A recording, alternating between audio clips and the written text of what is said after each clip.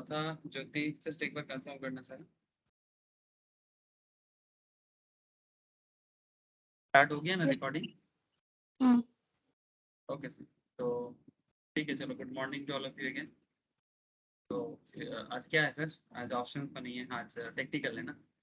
तो technical analysis में हम लोग इंपॉर्टेंट पैरामीटर्स ऑलमोस्ट कवर कर चुके हैं। कुछ एक्स्ट्रा टॉपिक मैं आपको एक्स्ट्रा धीरे धीरे बता दूंगा, बट एक बार पूरा कॉन्सेप्ट क्लियर हो जाए, जो जो इम्पोर्टेंट एरिया है जो मार्केट में काम करने के लिए ज़रूरी है। मार्केट में बहुत सारा चीज़ नहीं चाहिए होता है, कुछ इंपॉर्टेंट चीज़ काफ़ी होता है। जैसे लास्ट कुछ क्लासेस में हम लोगों ने डाउ थ्योरी पे बात किया है ना सर, चार्ल्स डाउ। तो चार्ल्स डाउ के बाद मैंने आपके साथ लास्ट वीक एलियट वेव में बात किया। तो आज भी मैं आपको एलियट वेव में ही तो कुछ बात बाकी था, उसके बारे में थोड़ा चर्चा करूंगा। फिर एक इंटरेस्टिंग कॉन्सेप्ट है आपका कप एंड हैंडल का, ओनेल का, उसके बारे में मैंने क्लास में बताया था। तो टेक्निकल पे अब बेसिकली कुछ इंपॉर्टेंट एक्स्ट्रा टॉपिक है, but otherwise main main point में फोकस कर हम लोग ऑलरेडी एक बार कंप्लीट कर चुके हैं। फिर रिवाइज करूंगा सर, ठीक है?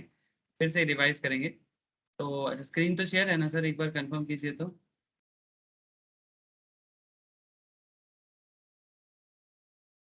हाँ सर, अरे हाँ सर। ठीक है सर। देखो सर, मार्केट का ये जो वोलेटिलिटी है, ये तो मार्केट का एक कैरेक्टर है। ये कैरेक्टर हमें समझना पड़ता है, और ये समझने में एलियट वेव बहुत हेल्प करता है हमें। ठीक है, एलियट वेव इसमें हमें बहुत हेल्प करता है। इवन यूएस वर्ल्ड में, मतलब यूएस मार्केट में कैंडल स्टिक्स नहीं होता था। ये लोग एलियट वेव से काफ़ी दिनों तक काम किया है, अभी भी करता है। इवन लास्ट वीक मैंने समझाया भी था कि एलियट वेव के ऊपर एक कंपनी चलता है सर। ठीक है, एलियट वेव के ऊपर एक एनालिटिकल कंपनी चलता है, फाइनेंशियल एनालिटिकल कंपनी, जो basically international as well as US market के ऊपर फोकस करते हैं और अपना सजेशन बताते हैं। And they are very popular. Okay, ठीक है सर, आई होप आप लोग को स्क्रीन दिख रहा है। और हम लोग करेंटली जिस पार्ट में बात कर रहे हैं, that is Elliott wave theory. दिखाई दे रहा है ना सर? तो एलियट वेव में, एलियट वेव के अंदर हम लोग थोड़ा सा अच्छा sir, details Elliott discuss. Wave का एक क्वेश्चन है सर। सर आप बोलो सर। इम्पल्स इम्पल्स वेव बताया, करेक्टिव वेव्स बताए। हम्म वो इम्पल्स वेव 1 से लेके 5 तक का हायर हाइज बना रहा है, आप हम्म। जो पिक में है। और सर करेक्टिव वेव जो है ए से लेके सी तक ये लोअर लोअर हाइज बना रहा है सर, लोअर लोअर बना रहा है। हाँ तो सर ये तो अप ट्रेंड में, डाउन ट्रेंड में भी तो होगा सर। हाँ, होता है ना, ये वही तो। शिफ्ट या दोनों तरफ से करना पड़ेगा ना। हाँ, दोनों तरफ से मैं आज एक बार रिवाइज कराता हूँ, सुनिए। अच्छा। ठीक है, तो एलियट वेव बहुत वाइटल कॉन्सेप्ट, मतलब मार्केट को एनालिसिस करने का बहुत ही इंटरेस्टिंग कॉन्सेप्ट है, स्पेशली ट्रेडर के लिए तो इट्स लाइक गिवन। ठीक है, मतलब कैंडल के साथ साथ करना चाहिए। ठीक है, एक बात याद रखिएगा सर, टेक्निकल पैरामीटर सारा चीज जब एक साथ मैच करा के काम करें ना, तो आपका ट्रेड सेटअप बहुत सही बनता है। आप लोग जैसे जैसे अपना प्रैक्टिस बढ़ेगा ना, अब याद रखेंगे, सर ने बार बार बोला था। जैसे आप हमेशा देखिए, बैकग्राउंड ये सब मैं ऑलरेडी एक बार बता चुका हूँ, फिर से जब मैं रिवाइज करवाऊंगा फिर से करवाऊंगा सर। सोचली चौथा का बाकी है, चौथा को करवाऊंगा। तो single candle sticks, multiple candle sticks, फिर अलग अलग इंडिकेटर्स, इंपॉर्टेंट इंपॉर्टेंट जो था, कुछ एक्स्ट्रा इंडिकेटर्स है, मैं बाद में डिस्कस करूंगा सर। फिबोनाची रिट्रेसमेंट बहुत इंटरेस्टिंग कॉन्सेप्ट है, और मोस्ट इंपॉर्टेंटली ये जो रिट्रेसमेंट कॉन्सेप्ट है ना, ये वेव के साथ मैच करता है। फिबोनाची रिट्रेसमेंट का जो कॉन्सेप्ट है, या रिट्रेसमेंट का ही जो कॉन्सेप्ट है, ये वेव के साथ मैच करता है। मतलब आप ऐसे बोल सकते हो कि वेव और रिट्रेसमेंट कहीं ना कहीं कॉमन पॉइंट में बात करता है। टाउ थ्योरी अपना ही लेवल में बात करता है टेक्निकल पे। तो नेक्स्ट क्लास में आपके साथ फिनाले डिस्कस करूंगा, जिसमें आपको सारा स्ट्रेटेजी को एक बार रिवाइज करा दूंगा और समरी करा दूंगा, ताकि आपको हेल्प हो जाए। ठीक है, और कुछ एक्स्ट्रा टॉपिक में, कुछ एक्स्ट्रा टेक्निकल एंड कॉन्सेप्ट के पिवोट रेंज और एक्स्ट्रा टेक्निकल पैरामीटर्स पे बाद में बात करूंगा सर। बट मेनली ये फिनाले के बाद आप एटलीस्ट इतना मैं बोल सकता हूँ कि जो जो मेन मेन पॉइंट्स है कवर हो चुका होगा। ठीक है, अब चलो सर थोड़ा सा एलियट वेव में। सर एक क्वेश्चन पूछना था। बोलो सर। सर फिबोनाची में जो सर जो परसेंटेज है, पहला आपका रिट्रेसमेंट होता है 23 लेवल पे, 23.6, 38.2 और 38.2, 61.4, 60.4। 61.4 ऐसे कुछ है। हाँ हाँ, 68 समथिंग। हाँ तो सर ये जो फिबोनाची है सर, ये कितना परसेंट सक्सेसफुल है अगर रिट्रेसमेंट देता है तो। अब देखिए यहाँ पर, ये देखिए अगर मैं ये बात मैं लास्ट क्लास में ही बताया था, तो क्योंकि सर एलियट वेव अभी की अभी सर डाउन ट्रेंड में चल रहा है सर, अगर एनालिसिस करें अभी तो एक बार खींची ना सर अपना इसमें, मुझे बता दें कौन में। मैं इसको लास्ट क्लास में भी इसी तरह से बोला था, मैं फिर से एक बार बता देता हूँ। जिस तरह से एलियट वेव काम करता है, एलियट वेव के साथ अगर आप रेजिस्टेंस लेवल को कंबाइन करें तो आप इसको एनालिसिस कर सकते हो, प्रेडिक्शन लगा सकते हो। तो अगर आप यहाँ पर, मैं जस्ट फिबो का नॉर्मल वाला लेता हूँ, फिब रिट्रेसमेंट, जस्ट आप करंट लोअर लेवल से लेके, नहीं सर उल्टा लगा दिया सर, क्योंकि नीचे से ऊपर से नीचे जा रहा है ना, ऊपर से नीचे खींचिएगा। सॉरी कल भी किया था ऐसा। हाँ वहाँ से पीक से, हाँ।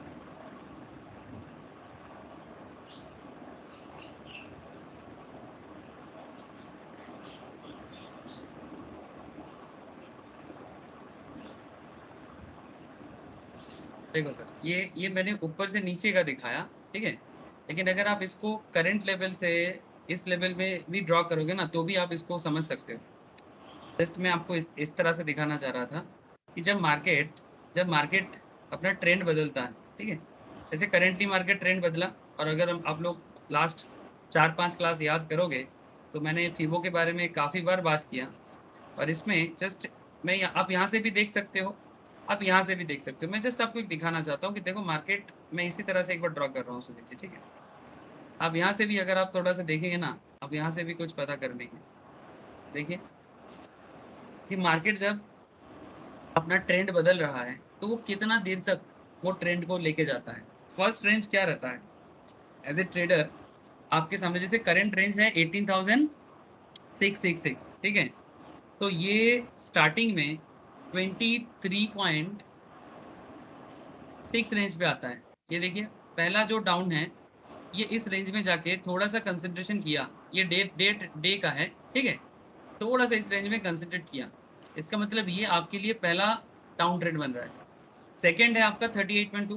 अगेन आप देखिए यहाँ पर भी जाके, ये देखिए एक कैंडल देखिए, आप कैंडल से भी समझ जाएंगे स्पिनिंग टॉप या डोजी टाइप का फॉर्म हुआ है, ठीक है। दैट मीन्स 38.2 में भी एक कंसिडरेशन या इंडिसीजन बनाया था, मतलब यहाँ पर जाके वो सोच रहा है कि आगे और जाना है कि नहीं जाना है, ठीक है। फिर 38.2 के बाद एक 50% का चांसेस है, बट 50 तोड़ देता है नॉर्मली। सेकेंड मोस्ट इंपॉर्टेंट है 61.8%, ठीक है। तो आप 61.8 तक इसका नेक्स्ट जाने का चांसेस है। तो आप ईच एंड एवरी जोन में वेट कीजिए, देखिए मार्केट का चेहरा, बाकी कैंडल स्टिक्स पैटर्न्स, ट्रेंड जो भी है, इंडिकेटर्स आप लगाइए, ये भी एक इंडिकेटर्स का काम करता है। तो आपका पहला, 61.8 तोड़ दिया सर। हाँ बोलिए, ये तो 61 पॉइंट, हाँ तोड़ दिया सर लेवल को। हाँ तोड़ दिया, रिसेंटली तोड़ दिया। अब ये तो कुछ ज्यादा ही अभी मतलब चल रहा है। अब देखिए, अब टाइम जोन के हिसाब से भी आप सोचेंगे, अगर मैं इस जोन से, ये तो मैं करंट हाई से इसको नीचे लिया, अगर आप मोटा मोटी लास्ट 5-7 दिन का देखते, ठीक है, मोटा मोटी अगर आप 23 सितंबर से देखते, इस वीक का अगर आप देखेंगे, तो आप यहाँ से यहाँ तक का देखिए, वीकली बेसिस में शॉर्ट टर्म ट्रेडिंग जब लेंगे, तब उसके हिसाब से सोचिए, ये वीकली बन गया आपका, ठीक है। तो वीकली में जस्ट आप यहाँ से लेके यहाँ तक का देखिए, ठीक है। इसमें देखिए ये वापस आपका 61.8 जोन में आके वापस सर हमको इसी लग जोन रहा है में, सर ये और रिट्रेस नहीं करेगा सर, क्योंकि ये पूरा अपना लेवल तक आ गया, मैक्सिमम लेवल तक आ गया, देखिए सर। मुझे भी लग रहा है कि अब उठेगा। अब उठेगा, जैसे कि आज का मार्केट कुछ ऐसा ही संकेत दे रहा है। अब उठेगा यहाँ से। हम्म, अब यहाँ से उठेगा या फिर इसी रेंज में कुछ दिनों तक चलेगा, ठीक है। ये इंटरनेशनल कुछ बिजनेस लेवल के लिए ये डाउनग्रेडेशन जा रहा है बेसिकली, ठीक है। और अब तो ये नेट कल ही पता चलेगा सर, आरबीआई का सर कल शायद वो है बैंक आरबीआई का, हाँ हाँ, ये भी आने वाला है। और मेटल में काफी सारा इंटरनेशनल इश्यूज बना हुआ है। आईटी स्टॉक्स में थोड़ा सा प्रॉब्लम है, ठीक है, आईटी बिजनेस में, ठीक है। आईटी तो स्टॉक्स सारा उठ रहा है सर, आईटी स्टॉक्स उठ रहा है। हाँ गिर गया था, उसी गिरने का जो इफेक्ट था उसके बाद अभी उठेगा, ठीक है। लेकिन ये अच्छा कॉन्सेप्ट है सर, बाइंग के लिए अच्छा जोन बन रहा है, तो गिरने दीजिए। मैं कल कुछ मैंने कभी, देखा कि F I and D eyes का बहुत हम्म, ज़्यादा सर, डी आईज जो है ना सर वो ज़्यादा ही हैवी में बाई कर रहा है और एफ आई सेल कर रहा है। लेकिन जो डी आईज का जितना बाइंग अमाउंट है वो एफ आई का सेलिंग अमाउंट से ज़्यादा है, इसलिए कल मार्केट को ना वो गिरने नहीं दिया, खींच दिया ऊपर। हाँ वही, मतलब दोनों के बीच में एक लड़ाई तो चलता है ना।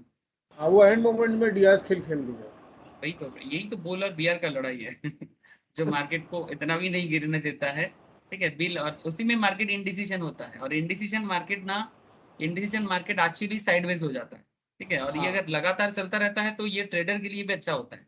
ट्रेडर ऑलवेज ना एवरेज में खेलना पसंद करता है। ट्रेडर के लिए ना मार्केट में अचानक बहुत लंबा मूवमेंट, चाहे अपवर्ड हो या downward, they don't like, because उसमें ट्रेडर का जो कॉन्सेप्ट है ना, वो कंसंट्रेशन बिगड़ जाता है।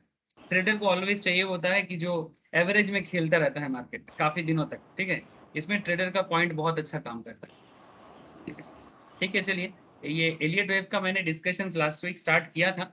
मैं आज एक बार बस एलियट वेव का जो कॉन्सेप्ट है उस पर एक बार मैं आपको, आप लोगों को याद दिला देता हूँ कि एलियट वेव बेसिकली किस तरह से इसको कैसे यूज करना है मार्केट में। ठीक है, मतलब market predictions based on wave patterns. ठीक है, आप कैसे मार्केट को प्रेडिक्ट कर सकते हो वेव पैटर्न के हिसाब से। इवन फिबोनाची भी वेव पैटर्न को यूज करता है। ठीक है, जो मैंने आपको लास्ट दिन भी बताया था कि फिबोनाची भी, ये जो करेक्शन वेव है ना, ये बेसिकली, ये देखिए यहाँ पर एक कॉन्सेप्ट था, मैंने बताया था कि ये मैंने इन्वेस्टोपीडिया से बताया था। ये जो लोग CFA या FRM का रेडी करते हैं ना, उनके लिए भी सेम नोट्स यूज होता है। तो यहाँ पर आप देख सकते हो, कहाँ चला गया,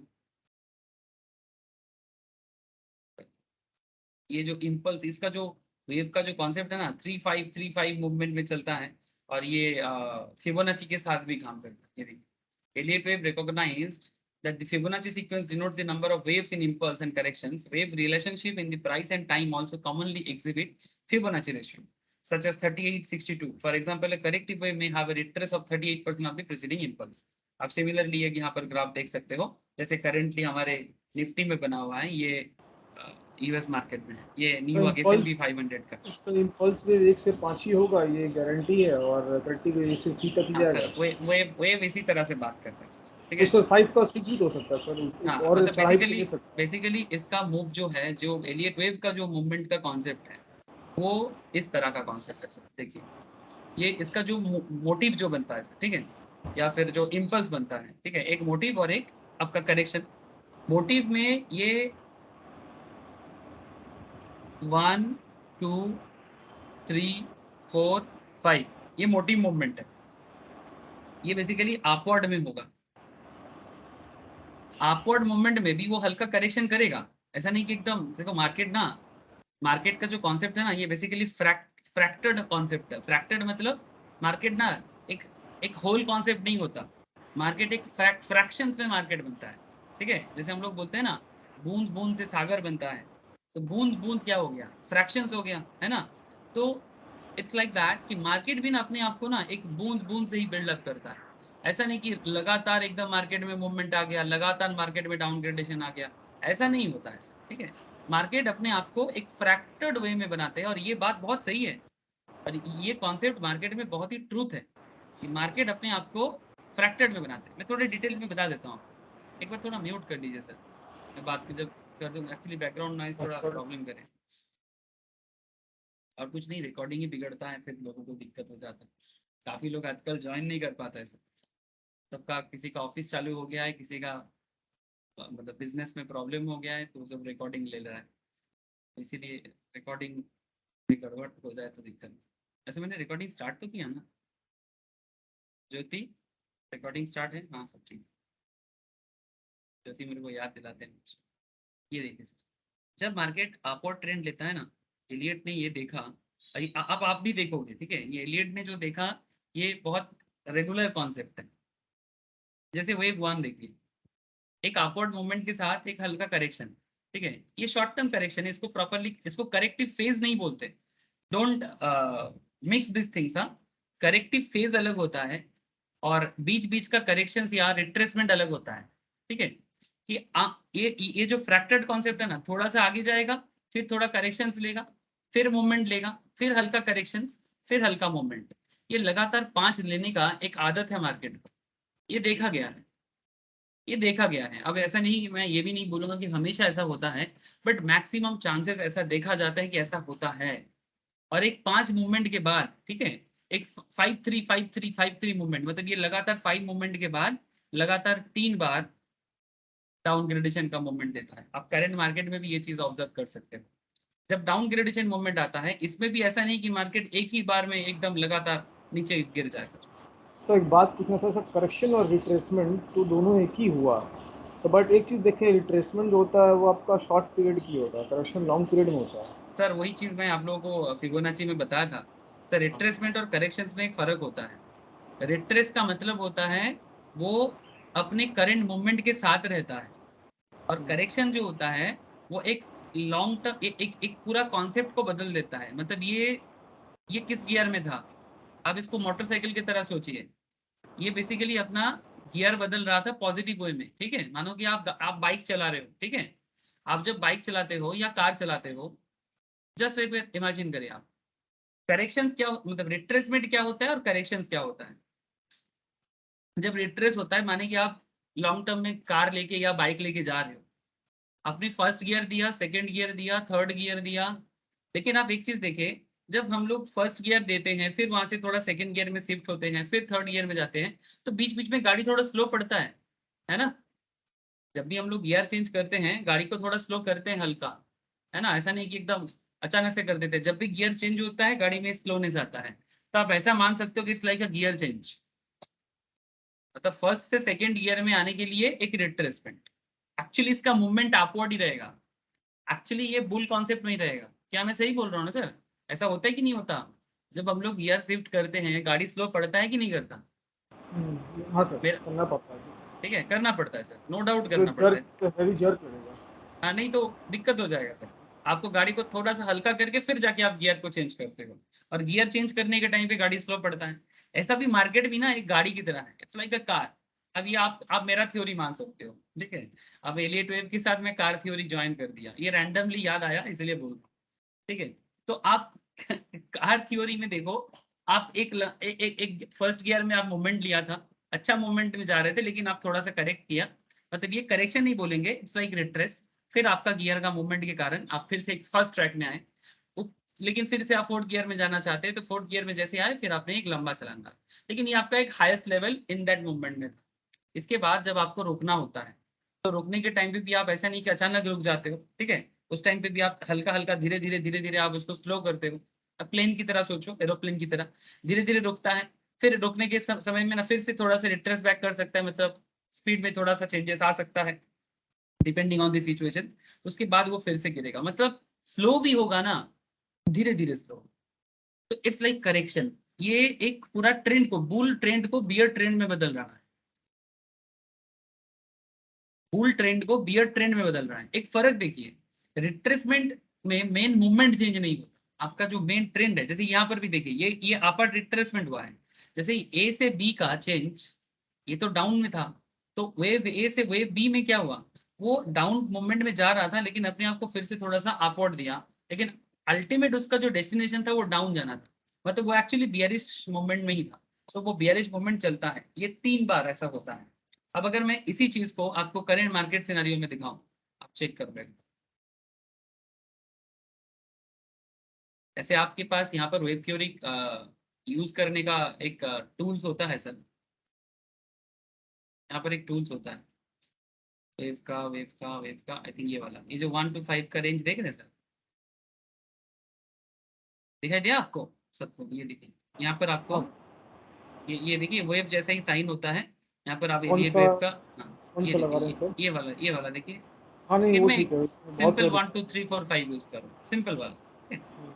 इसमें आप अपने हिसाब से जस्ट इसको ड्रॉ कीजिए, पैटर्न बनाइए, ठीक है। 0 से 1 का एक ट्रेंड बनाइए, फिर वहां से आप इधर का एक ट्रेंड बनाइए, फिर इस तरह से देखिए एक चेंजेस आ रहा है ना। तो इसी तरह से जस्ट आप इसको समझिए। तो 1 to एक साथ हो गया। पता नहीं कुछ ड्राइंग में दिक्कत हो रहा है, ठीक है। 0 से 1, 1 से, ये अलग से देना पड़ता शायद, ठीक है। मैं एक ही बार में सारा दे दिया इसलिए ऐसा हो गया, इसको अलग अलग देना पड़ेगा। तब ये, तब एक बार यहाँ से ये देना है, ठीक है। फिर इसको यहाँ से 2 में देना है, ठीक है। फिर यहाँ से 3 में देना है। ये बेसिकली वही ड्राइंग करने के टाइम पे थोड़ा ठीक ठाक पुट करना है, ठीक है। अब अगर इसको थोड़ा चेंज करके एबीसी वाला पैटर्न देखो सर, 1 2, ठीक है, 1 2 3 4 5 हुआ ना। अब इसी तरह से अगर आप डाउन ट्रेंड को भी देखें, ये देखिए डाउन हो रहा है लेकिन थोड़ा रिट्रेस किया। एकदम कॉपी बुक आप ढूंढेंगे तो मुश्किल है ना सर, एकदम कॉपी बुक तो नहीं मिलेगा। Be flexible and quantifiable sir, ठीक है, लेकिन फिर भी कुछ कम नहीं है। देखिए ये जो करंट फेज रहा है एकदम डिट्टो बना है सर, डिट्टो बना है। फिर से एक ट्रेंड लेता हूँ, अब यहाँ से ABCD करके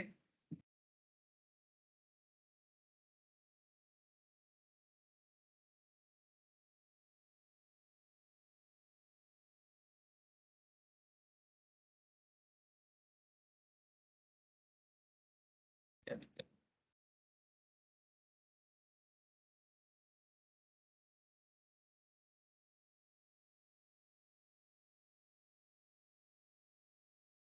अब इसको भी ले सकते हो, ये छोटा मोटा है। ये देखिए हुआ, फिर देखिए और एक बार लिया, फिर आप यहाँ से ये देखिए फिर एक बार। मोटामोटी ये 3 बार का एक ओवरऑल गैप आपको जो जरूर शो करेगा डाउन ट्रेंड में, ठीक है, ABC, ठीक है। लेकिन यहाँ पर ये देखिए ये एक आपको एक मौका दिया था, उसके बाद अगर आप इसको थोड़ा सा छोड़ भी देते हैं, अगर आप इस पैटर्न को थोड़ा यहाँ से छोड़ भी देते हैं, ठीक है, तो मैं इसको बताता हूँ। आप इसको थोड़ा सा लॉन्ग लॉन्ग पैरामीटर में अगर सोचें, थोड़ा डेज बढ़ा दीजिए तो भी आपको मिलेगा। यहाँ से आप इस रेंज को लीजिए, फिर यहाँ से आप इस रेंज को लीजिए, फिर यहाँ से देखिए, ठीक है। तो अल्टीमेटली ये नीचे जा रहा है और नीचे जाते जाते आपको एक रिट्रेस बैक देते जा रहा है, ठीक है। मतलब ये करेक्शन फेज में चला गया जो रिसेंटली हुआ है, जो रिसेंटली हुआ है। मतलब और जो कुछ भी हो रहा है एग्जैक्टली एलियट वेव के कॉन्सेप्ट से ही हो रहा है। देखिए 1 2 3 4 5 एंड ABC, ठीक है, जस्ट लाइक दिस। हुआ है कि नहीं हुआ, इतना मुझे बताइए। चौथा ज्योति, आप लोग का आवाज नहीं आ रहा है। तो, तो सर बोलो। अब क्या रिवर्सल ट्रेंड लेगा करेक्शन का? ABCDE तो हो गया। हाँ सर, चांसेस तो है, चांसेस तो है, चांसेस है। अभी कुछ देर सर पहले तो मैंने कल हाँ, बोला था ना कि 2G बनेगा, लेकिन आज 2G नहीं बना। लेकिन अगर मार्केट रिवर्स करता है और अगर मतलब 17,000 भी क्रॉस करने से अगर डबल कैंडल पैटर्न में देखा तो एनगल्फिंग हो जाएगा तो भी प्रॉफिटेबल है, मतलब मार्केट बुल ट्रेंड आ जाएगा। और ट्रिपल कैंडल ट्रेंड पकड़ने से अगर मार्केट 2G बन के एंड हुआ तो फिर मॉर्निंग स्टार के पैटर्न में नहीं हो जाएगा ये? चांसेस है। अभी देखो डे के हिसाब से तो स्पिनिंग टॉप फॉर्म हुआ है अभी तक, ठीक है। अब दिन के एंड पे क्या फॉर्म होता है देखो, स्पिनिंग टॉप मतलब बेसिकली एक इंडिसीजन आपको दे रहा, और इंडिसीजन दे रहा है और वो भी डाउन ट्रेंड में दे रहा है। अगर एक हैमर फॉर्म हो जाए, ठीक है, अगर एक हैमर फॉर्म हो जाए, 3 घंटा का है,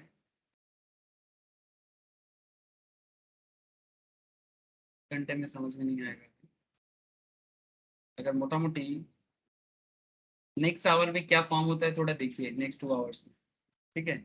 फिर आपके सामने देखिए लगातार ट्रेंड तो डाउन ट्रेंड दिख ही रहा है। अब ये एलियट वेव कॉन्सेप्ट को किसी भी पैटर्न के आप इसको चेक कर सकते हैं। बेस्ट इज अगर आप इसे डे के हिसाब से देखें तो भी है, अगर आप आवरली में देखना चाहते हो वो भी आप देख सकते हो। लेकिन मेरा कहने का मतलब बहुत सिंपल था, आप इसको अपने हिसाब से अपने ट्रेडिंग पैटर्न के हिसाब से यूज करें, बट ये जरूर होता है sir. Wave theory is a very popular theory, chartered accountant में भी इसको बहुत इंपॉर्टेंट मिलता है। चार्टर्ड अकाउंटेंट फाइनल एग्जाम में इसके ऊपर क्वेश्चंस भी आता है सर वेव थ्योरी के बारे में। एलियट वेव एंड डाउ ये दोनों बहुत वाइटल माना जाता है, तो CA as well as CFA exam में भी इसका काफी तो पॉइंट इज दैट कि चांसेस यही है कि नेक्स्ट फेज अप ट्रेंड जाएगा। अभी तक तो वही लग रहा है, मोस्ट प्रोबब्ली नेक्स्ट दिन या फिर नेक्स्ट वीक मार्केट थोड़ा ज्यादा ही ट्रेंड लेने वाला है, ठीक है, लग तो रहा है। अब देखो कल क्या होता है, कुछ फंडामेंटल रिपोर्ट्स अगर आने वाला है तो उसके तरफ थोड़ा सा ध्यान रखते हैं। तो मेरा कहने अभी का आरबीआई मतलब का आरबीआई का पॉलिसी से डिसाइड करेगा सर 30 तारीख हाँ, को। वो वाला थोड़ा देखिए, ठीक है। तो जहाँ सर इंटरेस्ट बढ़ाया 30 अब पॉइंट्स का, बड़ा लग तो रहा है बढ़ाएगा, पर मुझे लग रहा फिर है नहीं डाउन का बढ़ाएगा। मेरे को लगता है कि वही कांस्टेंट कर देगा, क्या मेरे को ऐसा लग रहा है, क्योंकि काफी बढ़ाया कुछ दिनों में। So basically, Elliott wave theory is form of technical that looks for recurrent long-term price pattern related to persistent changes in investor sentiment and psychology. ये थ्योरी जो है ये आइडेंटिफाई करता है impulse wave that set up a pattern and corrective waves that oppose the larger trend को oppose करता है, फिर बाद में जाके करेक्शन देता है. Each set of waves is nested within a larger set of waves that adhere to the same impulse or corrective pattern, which is described as a fractal approach. Fractal approach का क्या मतलब होता है? Market ये fractal concept में ही बनता है, जिसको हम लोग मैथ्स में बोलते हैं ना सर, फ्रैक्शन. ठीक है, फ्रैक्शन से ही बनता है एक्चुअली पूरा. मतलब ये जैसे वो वर्ल्ड भी फ्रैक्शन से बना है, इसी तरह से मार्केट भी फ्रैक्शन से बनेगा. सिंपल बात है. कभी कॉस्मोलॉजी को लेके पढ़ाई कीजिए, आपको मार्केट समझ में बहुत इजीली आ जाएगा. सर छोड़ो, एक मार्केट दिमाग में नहीं जा रहे, कॉस्मोलॉजी. सो सर कभी कभी मेरे को कॉस्मोलॉजी में इंटरेस्ट आ जाता है. कॉस्मोलॉजी से याद आया सर, मार्केट ये मून का जो मूवमेंट होता है, lunar cycle, 14 days lunar cycle, इससे भी मार्केट का मूवमेंट पता चलता है. और ये बहुत ज़्यादा मतलब सटीक होता है. किसका सर बोलिए, किस चीज का 14 डेज लूनार साइकिल, मून का पीरियड. हाँ हाँ हाँ, मून का मूवमेंट देखते हैं. Yes sir. तो ये कैसे होता है, कुछ आइडिया है सर? हाँ बोलूंगा सर, बोलूंगा. मार्केट के साथ मानसून एक बहुत इंपॉर्टेंट फैक्ट है सर, स्पेशली इंडियन मार्केट के लिए. पता है आप लोगों को? ठीक है, तो हमारे देश में जो बारिश का जो कॉन्सेप्ट है वो भी हमारे इंडियन मार्केट को इफेक्ट करता है. और नॉट जस्ट इंडियन मार्केट को, इंडियन मानसून के ऊपर बेस करके पूरा वर्ल्ड का इकोनॉमी का भी इफेक्ट पड़ता है. मतलब स्पेशली एशियन इकोनॉमी में इफेक्ट पड़ता है. सो ये moon cycle, lunar cycle, solar cycle सब मैटर करता है सर. क्योंकि इकोनॉमी जियोग्राफी के बाहर नहीं है, ये बात भूलना नहीं चाहिए लोगों को. ठीक है, एक देश का इकोनॉमी सबसे इंपॉर्टेंटली डिपेंड करता है उसके जियोग्राफी से. ठीक है, जिस देश का जियोग्राफी जैसा होगा उस देश का इकोनॉमी उस हिसाब से डेवलप करता है. अब आपने पूछा तो एक छोटा सा एग्जांपल मैं आपको दे सकता हूँ कि ये चांद, तारा, सूरज, ये कहाँ पर किस तरह से क्रिएट हुआ है और कहाँ इसका किस तरह का पोजीशन है, इस पे वहाँ का जियोग्राफी डिपेंड करता है. और जियोग्राफी से देश का भविष्य और देश का इकोनॉमी डिपेंड करता है. जैसे अगर आपको पता हो तो शायद आपको थोड़ा पता होना चाहिए, ये लाइन पता है आप लोगों को? ये जो बीच का लाइन है इसको क्या बोलते हैं आप लोग? ये लाइन को क्या नाम से जानते हैं? इक्वेटर. Tropic of cancer. नहीं सर, इक्वेटर है ये. ट्रॉपिक ऑफ कैंसर तो ये नहीं है. ठीक है, ये इक्वेटर है सर. इसको हम लोग बंगाली में बोलते हैं निरक्षर रेखा. ठीक है, चौथा को मेरा आवाज आ रहा है? चौथा को थोड़ा बंगाली अच्छा आता है. अरे सुमित जी, आप चौथा से बात कर सकते हैं आपका बंगाली स्किल के लिए. चौथा, ये सुमित जी को बंगाली थोड़ा सा सीखना है. ठीक है, हो सके तो थोड़ा टाइम दे पाएगा तो थोड़ा सुमित जी को बंगाली सिखा देना. तो इसको बंगाली बोलना आता है क्योंकि कोलकाता का हिंदी वाले इंसान है, लेकिन बंगाली लिखना पढ़ना जानना चाहते हैं. एक क्लास तुम लोग अपना फोन नंबर ग्रुप से एक्सचेंज कर लेना और बात कर लेना, कौन किसको समय दे पाएगा नहीं दे पाएगा. अच्छा चलो, फटाफट मैं आपको एक जियोग्राफी का कॉन्सेप्ट बता देता हूँ. ये देखो सर, ये इक्वेटर जहां जहां से जाता है ना, यहाँ पर सनरेज कैसा होता है? सनरेज, सन का रे जो होता है ना वो मतलब क्या बोलते हैं इसको, मतलब पूरा एकदम लंबा गिरता है. ठीक है, मतलब इसको वर्टिकल बोलना चाहिए. ठीक है, वर्टिकल वे में यहाँ का सन का रेज यहाँ पर पड़ता है, इसलिए यहाँ का लोग काला होता है सर. इस जोन का जो लोग होते हैं ना, ये इनका कलर क्या होता है? ब्लैक होता है ना. इसीलिए हमारा श्रीलंका और तमिलनाडु इसके नजदीक में है, इसीलिए दे आर ब्लैक, बिकॉज यहाँ पर सन रेज काफी हॉरिजॉन्टल वे में. तो फिर साउथ अफ्रीका के लोग सर काले क्यों नहीं होते हैं सर? साउथ अफ्रीका नीचे है सर. साउथ अफ्रीका इक्वेटर से काफी नीचे है. ठीक है, साउथ अफ्रीका इक्वेटर से काफी नीचे है. ये साउथ अफ्रीका का जो एरिया है ये ऑस्ट्रेलिया के बराबर है. ये देखिए, देख रहे हैं सर? अर्जेंटीना का लोग काला होता है क्या? उरुग्वे का लोग नहीं होता सर, क्योंकि ये साउथ पोल के तरफ जा रहा है सर. ब्राजील में सब मिक्स्ड मिलेगा. नहीं, ब्राजील काला है. वो जो मिक्स्ड है वो बेसिकली बाहर से आया हुआ है. यहाँ का जो ओरिजिनल नेटिव है वो काला होगा. ठीक है, ब्लैक होगा, नो डाउट ब्लैक होगा. अफ्रीका का मैक्सिमम एरिया ब्लैक होगा. ठीक है, ये स्पेशली ये जंगल एरिया, यहाँ पर बारिश जो होता है ना, एवरी इवनिंग बारिश होता है ये सब जोन में, होगा ही होगा. ठीक है, जैसे इंडिया में, India is the only country in the world जहां पर आपको 6 टाइप का सीजन मिलता है। ऐसा कंट्री आपको वर्ल्ड में कहीं नहीं मिलेगा, आप दुनिया घूम के आ जाइए, ठीक है। और इंडिया का जो ओवरऑल कॉन्सेप्ट है, ये ना तो बहुत ज्यादा बारिश वाला जगह है और ना ही बहुत ज्यादा ठंड वाला जगह है, ठीक है। और India is the only country in the world जहां पर 12 मंथ्स के 12 मंथ्स एग्रीकल्चर होता है। 12 मंथ्स का 12 मंथ्स एग्रीकल्चर होता है। India is the only country in the world. US में 6 मंथ्स एग्रीकल्चर नहीं हो पाता, ठीक है। चाइना में भी काफी सारे एरिया है जो बर्फीला बन जाता है। तो पॉइंट इज दैट कि जियोग्राफिकली इंडिया का कॉन्सेप्ट बहुत पॉपुलर है। और इसीलिए जैसे आप देखो ना, ये सब एरिया जहाँ पर बहुत ज्यादा सूखा है, ये सब गोल्ड के लिए जाने जाते हैं। ইদানিং ফরেস্ট রিজার্ভ কমে গেল যেহেতু বৃষ্টি কম হয়েছে, তার ফলে মানে চাষবাস ঠিকঠাক হলো না, হলে Yes, এক্সপোর্টও তো বন্ধ। इस बार बारिश का हालत बहुत खराब है सर। इस बार मानसून डेफिसिट में है। इस बार मानसून डेफिसिट में है। पता नहीं अब सितंबर या दुर्गा पूजा के टाइम पे बारिश होने वाला है। देखते हैं ये क्या करता है। अगर ये भरपाई कर सकता है, कुछ तबाही लाएगा, बट मे भी कर सकता है। और दुनिया का जो सोना का भंडारा है, जैसे यहाँ पर एक माली गुल की जगह था, जितना रेगिस्तानी एरिया है ना, ठीक है, ड्राई एरिया, वहां पर गोल्ड मिलता है, पता है आप लोगों को।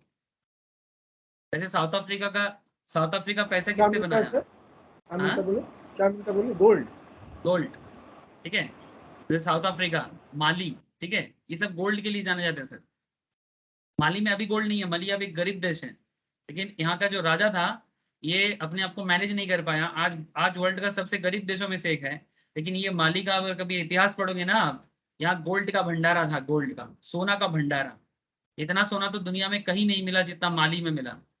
यहाँ पर मस्जिद भी जो है, चर्च भी जो है, वो भी मिट्टी का बना हुआ है। आज इतना गरीब देश है ये, ठीक है।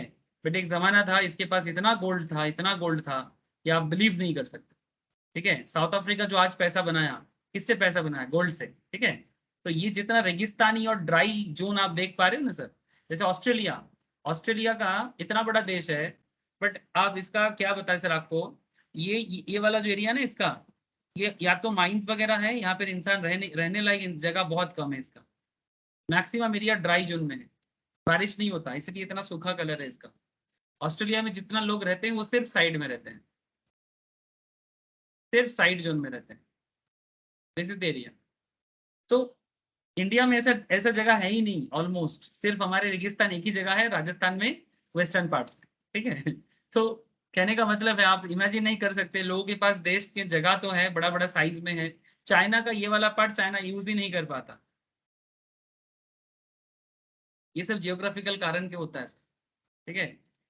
यूरोप इतना समृद्ध है, बट यूरोप में भी प्रॉब्लम क्या है जानते हैं? রাশিয়ারও তো একই অবস্থা। हाँ, रशिया का हालत, रशिया तो मतलब ईयर में कम से कम 6 to 8 मंथ सिर्फ बर्फ में ढका होता है,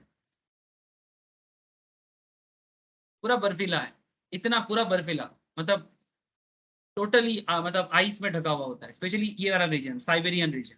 इतना बड़ा देश लेके भी वो कुछ कर नहीं पाता। अब सोचो, कभी आपने सोचा कि रशिया इतना बड़ा देश है, सिर्फ 14 करोड़ पॉपुलेशन, वो भी संभाल नहीं पाता। इंडिया कंपेरेटिवली 5 गुना छोटा है रशिया से, ठीक है। हम लोगों को टुकड़ा कर दिया गया, ठीक है। अफगानिस्तान से लेके इतना तक हमारा भारत था सर, ये भारत था इंडोनेशिया तक, ठीक है।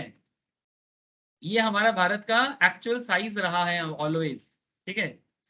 लेकिन हम लोग इतना टुकड़े टुकड़े में बांट गए सर, ठीक है। अफगानिस्तान अलग हो गया, पाकिस्तान अलग हो गया, बांग्लादेश जैसा देश जो हमारे एकदम बीचों बीच है, मतलब एक्चुअली हम ही हैं, बट हम अलग हो गए। Myanmar, Thailand, Vietnam, Malaysia, Indonesia अलग हो गए हमसे, मतलब due to some geographic reason और some political reason, there are lots of religious matter, बहुत सारा चीज है, छोड़ो उसको। लेकिन फिर भी 140 करोड़ आबादी वाला देश को कभी भी खाने का लत नहीं पड़ता, मतलब ये कोई नॉर्मल बात नहीं है सर, ठीक है। तो सबके पास कुछ ना कुछ है। जैसे ऑस्ट्रेलिया के पास भी पैसा है माइंस का, कोल माइंस बहुत है इसके पास। हमारा अदानी का बहुत सारा कोल माइंस है तो ऑस्ट्रेलिया में, ठीक है। तो जियोग्राफी बहुत बड़ा मैटर करता है सर, किस देश में क्या मिलता है, कहाँ का नेचर कैसा है। ग्लोबल इकोनॉमी को समझना है तो ग्लोबल जियोग्राफी को जरूर समझे सर, मजा आ जाएगा आप लोग। हर कंट्री का नेचर जानिए, हर कंट्री का स्पेशलिटी जानिए, और वो स्पेशलिटी कितना दिन तक टिक सकता है वो भी जानिए। जैसे भारत जैसे देशों का एक इंटरेस्टिंग फैक्ट क्या है, इसका सबसे बड़ा प्रमाण है, अगर आप कभी काशी विजिट करते हो, काशी जानते हो सर, काशी विजिट करना चाहिए सबको। रिलीजियस प्रेफरेंस आपको हो ना हो फर्क नहीं पड़ता, आप हिंदू हो, आप मुस्लिम हो, आप क्रिश्चियन हो, फर्क नहीं पड़ता, ठीक है, बट जरूर काशी विजिट करें। अगर आप एक भारतीय हैं, अगर आप एक हिंदुस्तानी हैं, तो आप काशी जरूर विजिट करें। क्यों? धर्मीय कारण से नहीं, मत जाइए, धर्मीय कारण छोड़िए। एक city more than 5000 years still surviving, how? दुनिया में कोई भी ऐसा जगह आज तक, आज के डेट में नहीं है जो 5000 साल से भी सर्वाइव मोड में है, स्टिल सर्वाइविंग। काशी, काशी मतलब वाराणसी का बात कर रहा हूं मैं। क्यों सर्वाइव कर रहा है? ऐसा क्या है यहाँ पर? 5000 साल, मतलब ये equivalent to Indus valley sir, equivalent to Indus valley. And Egypt भी इससे नया है, मतलब इजिप्ट मतलब मिशोर का जो सिविलाइजेशन है, इजिप्ट इससे भी नया है, खत्म हो गया। वाराणसी अभी भी सर्वाइव करे जा रहा है, कैसे?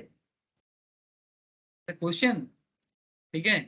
तो ये साइंटिस्ट भी सोच में पड़ गया, इवन नासा को भी इसका सोच में, एक्चुअली नासा ने भी सोचा कि अकॉर्डिंग टू अवर देयर मतलब आवर कॉन्सेप्ट्स एंड पुराना साइंस के साथ जोड़ के, कि वो लोग बताया जा रहे हैं कि काशी एक यंत्र जैसा है, इट्स लाइक अ मशीन, ठीक है। अब कैसे काम करता है वो तो मुझे इतना नॉलेज नहीं है, but try to understand sir, ठीक है। ये बहुत सारा कॉन्सेप्ट काम करता है सर। दुनिया में और भी देश हैं, उनके पास भी स्पेशल स्पेशल कॉन्सेप्ट है। तो लेकिन भारत जैसे देशों के लिए एक स्पेशलिटी ये होता है कि इतना बड़ा देश, इतना साइज में छोटा, हाईली डेंसली पॉपुलेटेड, फिर भी हम लोग सर्वाइव कर जाते हैं। बाकी लोगों के पास, रशिया को इतना छोटा सा पॉपुलेशन लेके भी रशिया सोचने लग जाते हैं कि क्या करें, ठीक है, क्या करें। तो जस्ट कोशिश कीजिए। স্যার অন্যান্য দেশের কাছে একটা দুটো করে রিসোর্স আছে, ইন্ডিয়ার কাছে তো ভ্যারাইটি রিসোর্স আছে, শুধু একটা দুটো না। और ये वैरायटी रिसोर्स के पीछे का मेन रीजन है geographical conditions, geographical conditions. Russia बौखला गया यूक्रेन के साथ लड़ाई लड़ने का सबसे बड़ा रीजन है कि रशिया के पास कोई एक्टिव पोर्ट नहीं है। भारत के पास तीनों तरफ पोर्ट है। चाइना बौखला जाता है क्योंकि उसके पास समुंदर तो है, बट दुनिया को कम्युनिकेट करने के लिए रूट नहीं है। देखो आप, चाइना का सबसे बड़ा समुद्र है ईस्ट चाइना सी, ठीक है, लेकिन उसको अगर किसी दूसरे कंट्री में जाना है, अब ये वाला रूट तो यूज नहीं कर सकता, क्योंकि ये पैसिफिक ओशियंस का रूट बहुत खतरनाक रूट है, पता है आप लोगों को? ये जो पैसिफिक ओशियंस का रूट है ना, ये हाईली डेंजरस रूट है। यहाँ पर सब एक्टिव वॉल्केनो का पूरा एकदम मेला लगा हुआ है। ये रूट यूज करना इतना आसान नहीं है। तो ज्यादातर और मैक्सिमम मार्केट जो है, मतलब मैक्सिमम वर्ल्ड मार्केट जो है चाइना के लिए, वो कहाँ है? अब चाइना का मार्केट को भी समझिए। चाइना को अगर वर्ल्ड के साथ बिजनेस करना है तो उसको किसी और कंट्री का समुद्र का रास्ता यूज करना होगा, ठीक है। तो इसीलिए चाइना देखिए ना, श्रीलंका में पोर्ट को रेंट पे लेके रखा है ना, इन लोगों के बीच में ये रेंट देके निकलता है, ठीक है, टाई अप करके, तब जाके वो Africa, middle east, European market को कवर करता है। इधर पाकिस्तान के साथ टाई अप करके चाइना ने भारत के ऊपर से हमारा जो पीओके से यहाँ पर गदर में पोर्ट बनाया है। क्यों बना रहा है गदर में पोर्ट? अरे गदर जो मूवी देखा हम लोगों ने, वो गदर बलूचिस्तान में है, और पाकिस्तान, चाइना पीओके में, हमारे पाक ऑक्युपाइड कश्मीर में पाकिस्तान के साथ टाई अप करके गदर में पोर्ट बनाया। सर ये सब पूछने, बोलना चालू करूंगा ना, आप लोग सारा दिन यही सुनते रह जाओगे। छोड़ो सर, वापस आ जाते हैं। सर एक और बात है सर, ये जो चाइना है ये साउथ चाइना सी का सर अच्छा से यूटिलाइज नहीं कर पाता सर, क्योंकि साउथ चाइना सी डिस्प्यूट में इंडोनेशिया, मलेशिया, फिलीपींस, वही वही ताइवान, ये वही सब वही आपस तो, में कम्पीट करता है, सब आसपास का वही कंट्री है, इसलिए लोग का इम्पोर्ट एक्सपोर्ट बहुत हैम्पर करता है। अंदर करता है, चाइना को हमेशा एयर रूट के थ्रू ही कार्गो भेजना पड़ता है। ये लोग कार्गो भेजना बहुत पड़ता है। बहुत और कम ही, मतलब 2% से 1% से साल का एक एस्टिमेशन आंकड़ा है कि ये लोग सी रूट के थ्रू ट्रेड करते हैं। बहुत डिस्प्यूट है लोग का साउथ चाइना सी में, मार काट इसीलिए हो तो, जाती इसीलिए तो कभी श्रीलंका को भाड़े पे लेता है, कभी जिम्बाब्वे को भाड़े पे लेता है, ठीक है। अफ्रीकन नेशंस के साथ इसका थोड़ा रिश्ता बन गया है, ठीक है, तो है। वो जितना सब भी सर यूज करता है। वियतनाम, फिलीपींस, इंडोनेशिया, मलेशिया है ना सर, जगह सब चाइना का राइवल्स है। हाँ, ये चाइना को कोई पसंद नहीं करता, एक्चुअली इसलिए चाइना को लोग कोई पसंद नहीं करता। इम्पोर्ट का गेट, ये लोग को प्रॉब्लम करता है लोग के बीच में, इसलिए मार्केट, लोग ट्रेड नहीं कर पाता, सी ट्रेड। एग्जैक्टली सर, मार्केट सब सब चीज में कनेक्ट करता है सर। इसीलिए जियोग्राफी जानना जरूरी होता है, जियोग्राफी का इकोनॉमिक इम्पैक्ट जानना जरूरी होता है। मतलब मैं तो खो जाता हूँ कभी कभी, मैं कभी कभी इतना अंदर घुस जाता हूँ फिर निकलने का जगह नहीं मिलता, भाई कहाँ घुस गए। तो चलो कोई बात नहीं। तो मार्केट भी इस तरह सा फ्रैक्टल होता है और यही एलियट वेव के थ्रू से पता चलता है। Fractals are mathematical structures which on an ever smaller scale infinitely repeat themselves. Elliott Wave discovered stock index price patterns were structured in the same way. He then began to look to how these repeating patterns could be used as predictive indicators of future market moves. ठीक है, तो इसे बार बार market में ना ये repeat होता रहता है। जैसे हम लोगों ने ये मूवमेंट देखा, ठीक है, ये 5-3 मूवमेंट, ठीक है, motive and correction. Numbered phase में मोटिव होता है और करेक्शन फेज को ABCD से देखा जाता है, ठीक है। और इसमें मार्केट प्रेडिक्शंस में कुछ इंपॉर्टेंट और भी कॉन्सेप्ट है, एक बार देख लो। Elliott made detailed stock market predictions based on reliable characteristics he discovered in the wave patterns. Impulse wave, which net travels in the same direction as the larger trend, always shows 5 waves in its patterns. Corrective wave, on the other hand, net travels to opposite directions from the main trend on a smaller scale within each of the impulse wave. हर एक impulse wave में एक छोटा छोटा correction रहता है, जिसको आप retrace भी बोल सकते हो।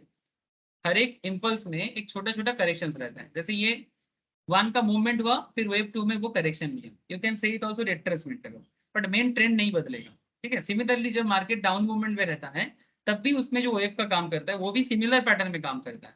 उसका मेन ट्रेंड डाउन ही रहेगा, उसका मेन ट्रेंड डाउन ही चलता है, डाउन ट्रेंड में वो एक बार रिट्रेस करता है, ठीक है, और फिर डाउन में आता है। तो ये कॉन्सेप्ट वेव ने बार बार देखा है, ठीक है। The next pattern repeat itself, next pattern repeat itself, इसको एड इंफिनिटम बोलता है, at ever smaller scales. Elliott uncovered this fractal structure in financial market in 1930s, but only decades later would scientists recognize fractals and demonstrate them mathematically. In the financial market, we know what goes up must come down, not just in financial market. अगर आप nature को भी देखोगे, ठीक है, nature में भी आपको ये चीज नजर आएगा, what goes up must come down. जो उठता है वो गिरता है, जो गिरता है वो उठता है। समुद्र किनारे बैठ के कभी अगर आप वेव्स को देखोगे ना, समुद्र किनारे खड़े रह के कभी वेव्स को देखोगे, कभी दीघा या पुरी जाओ, बेस्ट है पुरी, ठीक है, कभी पुरी गए आप लोग? हाँ सर, अरे कभी पुरी गया कि नहीं? हाँ सर, वो 17 में गए, 17 में गए ना। पुरी कभी जाना, पुरी का समुद्र का जो लहर है ना, जो वेव्स है, इट्स रियली मतलब रियली अट्रैक्टिंग, ठीक है। हमारे बंगाल में एक्चुअली समुद्र काफी लोअर लेवल में है, इसका भी जियोग्राफी रीजन है कि वेस्ट बंगाल के जो समुद्र है यहाँ पर एक्चुअली वेव्स बहुत कम है कंपेरेटिवली। क्यों? क्योंकि वेस्ट बंगाल में गंगा रिवर यहाँ पर एक्चुअली आके गिरा है, तो इसका इधर का फोर्स काफी बड़ा है, ठीक है। इसीलिए दीघा में या मंदारमनी में आपको वेव्स उतना नहीं दिखेगा, मंदारमनी में तो वेव्स है ही नहीं प्रॉपर्ली, ठीक है। और कभी अगर आप बकखाली जाते हो, जो कोलकाता के सबसे नजदीक समुद्र किनारा है, ये एरिया बकखाली एंड गंगा सागर, यहाँ पर तो आपको लगेगा ही नहीं कि आप समुद्र किनारे। समुद्र का मतलब होता है कि जहाँ पर बड़ा बड़ा वेव्स होता है, तो और इधर आपको वेव्स बहुत खराब दिखेगा कंपेरेटिवली। वेस्ट बंगाल में सिर्फ दीघा में वेव्स दिखता है, और अगर आपको बेटर वेव्स देखना है तो यू मस्ट विजिट ओडिशा, और ओडिशा में आप कभी पुरी जाओ, ठीक है, या फिर आप इसमें जाओ। पुरी में मेरे को 2 जगह सबसे बेहतर लगता है सर, एक है पुरी और दूसरा है कोणार्क। कोणार्क में कभी अगर विजिट करेंगे ना, चंद्रभागा, बहुत अच्छा वेव्स दिखता है, it's really beautiful. Sir. Konark मंदिर समझ नहीं आया सर, अंदर है क्या? अंदर तो कुछ जाने की कुछ दिखता ही नहीं है, गेट ही बंद है, कब तक अरे चला? वो उसका अलग कहानी है, अब मेरे को अभी ये सब मत पूछिए, ठीक है, मैं चालू हो जाऊंगा मैं चालू हो जाऊंगा, प्लीज डोंट सर वो आस्क। गाइड बताया था सर, लेकिन उतना भी ध्यान नहीं था। बोले क्या घूमने आज घूम भाई, क्या गाइड का बात सुन रहा तो है। एक्चुअली किसी का डेथ हो गया था, ठीक है, तो डेथ के बाद वो मंदिर एक स्ट्रक्चर बन के रह गया, उसमें कभी पूजा नहीं। डेथ कब हुआ सर? डेथ हो गया था, डेथ मतलब हाँ, एक डेथ डेथ हुआ कब था? अब रिसेंट हुआ ना, बहुत नहीं नहीं पहले? रिसेंट नहीं, ये तो बहुत पुराना है सर, कम से कम 1500-2000 साल पुराना टेम्पल है नहीं, कोणार्क। 1500 नहीं, 800 करीबन है सर, 800 बोला था मैं, नहीं सर, 800। 800 क्या, 1200 साल तो कम से कम है ही। पूरी जगन्नाथ जितना दिन का है, कोणार्क टेम्पल भी ऑलमोस्ट सर उतना दिन का। लिंगराज के बाद बना था ये कोणार्क। हाँ, लिंगराज 1200 का है, 1200 साल पुराना है। कोणार्क वही 1000 के आसपास तो हो ही जाएगा फिर, ठीक है। तो उसी में जो राजा था, जो उड़ीसा का राजा था, जिसका बंगाल में भी राज था, बिहार में भी था, उनका मतलब जो एक्चुअली जो मिस्त्री थे, बेसिकली जो राजमिस्त्री लोग काम करते हैं, उनमें से किसी का एक डेथ हो गया था, उसके बाद से कभी पूजा नहीं हुआ। ठीक है, तो वो बेसिकली देखने के लिए बना था और काफी साइंटिफिक वे में बिल्डअप था, काफी साइंटिफिक वे में, चारों तरफ मैग्नेटिक फील्ड यूज करके कोणार्क टेम्पल बनाया गया था। उसका अलग कहानी है, छोड़िए। तो एक बात है, इसके सबसे पहले सूर्य किरण कोणार्क टेम्पल पे ही पड़ता है। हाँ एग्जैक्टली सर, वो इसका भी बड़ा ही साइंटिफिक वे में ये बनाया गया था। तो मतलब कोणार्क इतना साइंटिफिक है कि मतलब ताजमहल भी उसके सामने फीका पड़ जाएगा, इतना साइंटिफिक। भारत में ऐसा बहुत सारा साइंटिफिक वे में चीजें था। ताजमहल तो उस 2 दिन पुराना है, कुछ दिन पुराना, जो भी हो। तो आप कभी इधर विजिट करना, वेव्स देखिएगा, क्या गजब का वेव्स है। चलिए, अब एलियट वेव से वेव्स याद आ गया। नाउ क्वेश्चन इज दैट कि वेव्स जिस तरह से गोज अप कम डाउन, तो सिमिलरली मार्केट में भी होता है, मार्केट में भी होता है। तो ये सच्चाई है, ये सच्चाई सुनने में थोड़ा फिलोसॉफिकल लगता है, but sir everything is philosophy. As a price movement up और down is always followed by a contrary movement. ठीक है, कॉन्ट्ररी मूवमेंट होता रहता है। तो प्राइस एक्शन का क्या होता है, price action can divide into trends and corrections. Trends show the main directions of price while corrections move against the trend.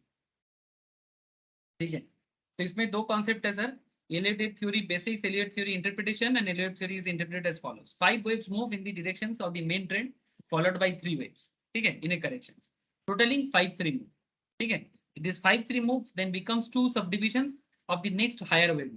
ठीक है, the underlying 5-3 pattern remains constant. Already देख चुके हैं, इसलिए just आपको theory बता दे रहा एक बार।